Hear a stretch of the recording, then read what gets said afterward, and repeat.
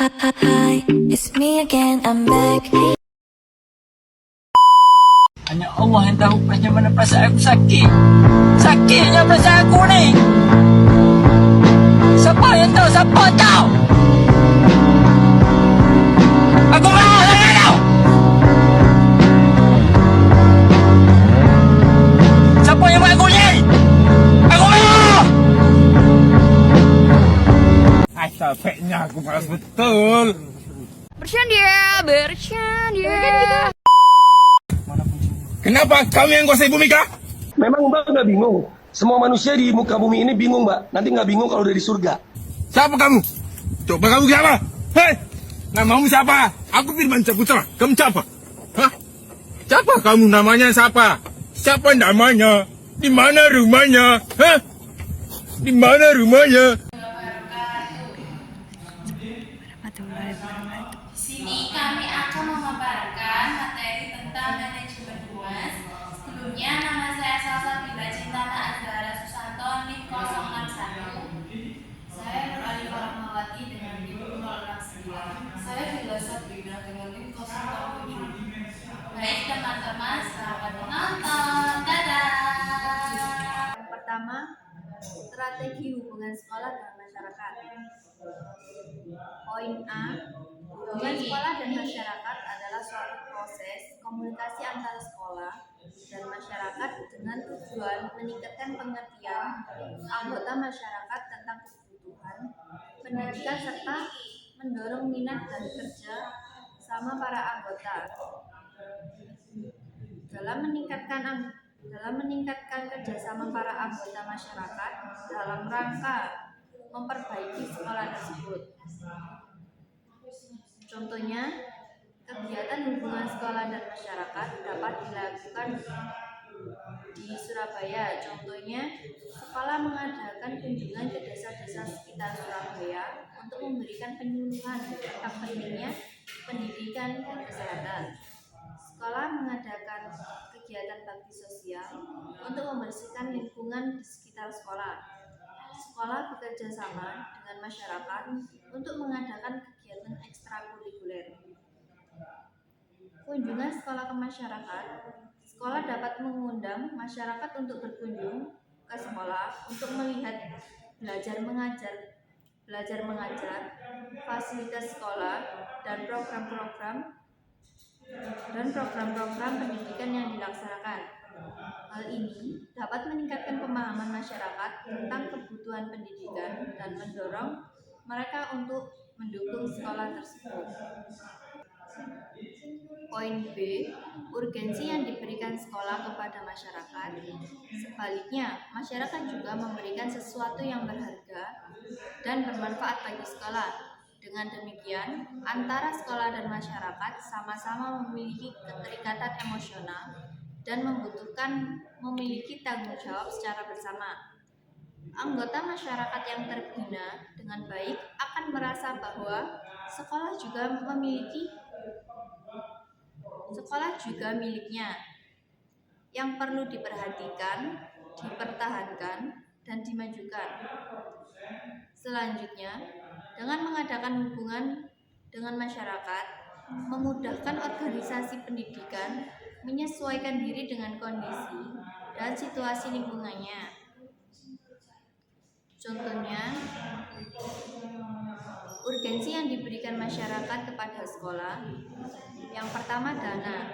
Masyarakat dapat memberikan dana sekolah, misalnya melalui sumbangan, iuran, atau menjadi donatur.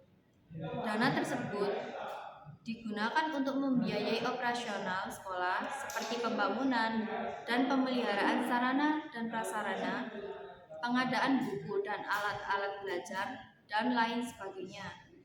Yang kedua, tenaga kerja. Masyarakat dapat memberikan tenaga kerja berupa guru, karyawan, atau relawan. Tenaga kerja tersebut dapat membantu sekolah dalam menjalankan tugasnya. Yang ketiga, pengetahuan dan keterampilan. Masyarakat dapat memberikan pengetahuan dan keterampilan kepada sekolah, misalnya melalui kegiatan-kegiatan pelatihan dan pendampingan. Pengetahuan dan keterampilan tersebut dapat digunakan oleh sekolah untuk meningkatkan kualitas pendidikan. Contoh urgensi yang dilakukan masyarakat kepada sekolah. Masyarakat memberikan sumbangan untuk pembangunan ruang kelas. Masyarakat memberikan tenaga kerja untuk membantu membersihkan lingkungan sekolah. Yang ketiga, masyarakat memberikan keterampilan berwirausaha kepada guru-guru atau kepada murid-murid yang di sekolah. Dari kegiatan tersebut, memberikan keterikatan emosional dan tanggung jawab bersama. Yang pertama, masyarakat merasa bangga dengan sekolah yang ada di daerahnya. Yang kedua, sekolah merasa bertanggung jawab untuk mendidik anak-anak di masyarakat. Yang ketiga atau yang terakhir, masyarakat dan sekolah bekerja sama untuk meningkatkan mutu pendidikan. Selanjutnya, yaitu Wakil Ketua Humas juga harus melaksanakan kegiatan-kegiatan seperti berikut. Yang pertama, melakukan koordinasi secara berkelanjutan dengan semua unsur pimpinan dan tata usaha. Yang kedua, menerima tamu umum yang berkaitan dengan tugas kehumasan. Yang ketiga, penyampaian informasi terkait dengan sertifikasi, libur sekolah, dan informasi-informasi lain yang ada kaitannya dengan guru dan persekolahan. Yang keempat, menuliskan berbagai informasi di papan pengumuman guru kaitannya dengan rapat dinas, rapat awal tahun, rapat kelulusan, rapat akhir tahun, dan kenaikan kelas. Dan yang terakhir, mempersiapkan agenda rapat dan menyampaikan guru yang tidak hadir pada saat belajar kepada guru piket. Selanjutnya, yaitu manajemen konflik dan teknik negosiasi. Manajemen konflik merupakan upaya para pelaku atau pihak ketiga untuk mengarahkan sebuah perselisihan mencapai sebuah mufakat. Sedangkan negosiasi merupakan upaya penggunaan informasi dan kekuatan untuk mempengaruhi sikap dalam suatu jaringan ketegangan. Kunci pertama dalam bernegosiasi adalah menjadi diri kita sendiri.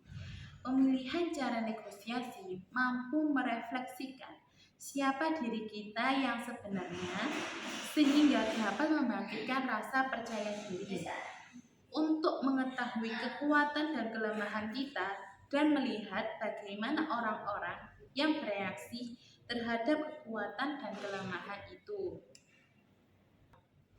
Terdapat 5 gaya manajemen konflik yang dapat dipilih dalam menangani konflik, yaitu yang pertama adalah avoiding, yaitu cenderung untuk menghindari terjadinya konflik. Yang kedua, accommodating atau menampung dan mengakomodasikan pendapat dan kepentingan pihak yang terlibat di dalam konflik. Yang ketiga, committing, yaitu melakukan negosiasi terhadap pihak-pihak yang berkonflik. Dan yang keempat yaitu competing, yaitu pihak-pihak yang berkonflik saling bersaing untuk memenangkan konflik dan akhirnya harus ada pihak yang dikorbankan. Dan yang terakhir yaitu conglomeration, yaitu menggunakan kelima gaya secara bersama-sama dalam penyelesaian konflik. Selanjutnya adalah materi keterlibatan orang tua dan masyarakat di sekolah. Ketiga unsur, guru, orang tua, dan masyarakat secara bersama-sama bisa memaksimalkan kegiatan pendidikan dalam ranah masing-masing. Orang tua mengajari bagian dari kehidupan sehari-hari dan setiap yang dilakukan oleh orang tua sampai tuntas sampai anak bisa mandiri. Contohnya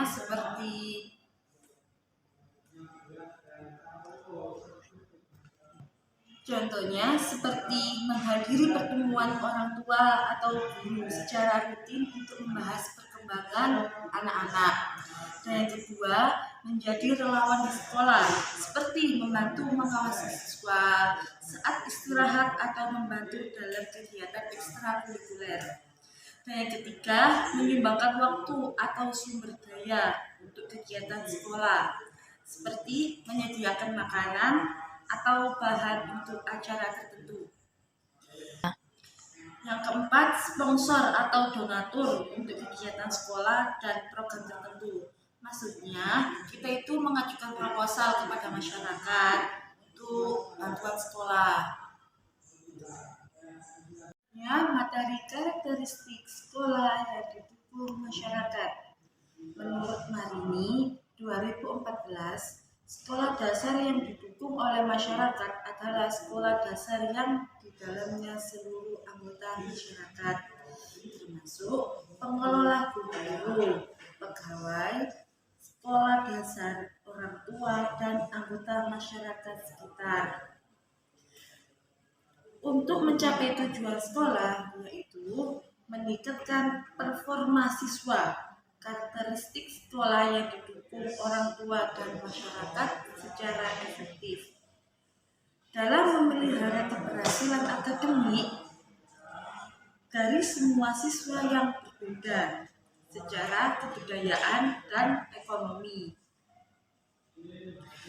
Mereka semua bertanggung jawab atas 1. Fasilitas sekolah dasar, dan yang kedua, bersih dan teratur. Yang ketiga, pegawai sekolah dasar yang ramah dengan pelayanan dukungan komunikasi yang efektif. Contohnya seperti 1. Kemandirian, yaitu kemampuan untuk mandiri dalam melakukan tugas atau kegiatan. Dan yang kedua, kreativitas, yaitu kemampuan untuk menghasilkan ide-ide dan berinovasi. Dan yang ketiga, kejujuran, yaitu sikap jujur dan tidak berbohong dalam bertindak. Dan yang keempat, kerjasama, kemampuan untuk bekerja sama dengan orang lain dalam mencapai tujuan bersama. Dan yang kelima, tanggung jawab, yaitu sikap bertanggung jawab terhadap tugas atau kegiatan yang dilakukan. Dan yang keenam, kedisiplinan, yaitu kemampuan untuk disiplin dalam menjalankan tugas atau kegiatan.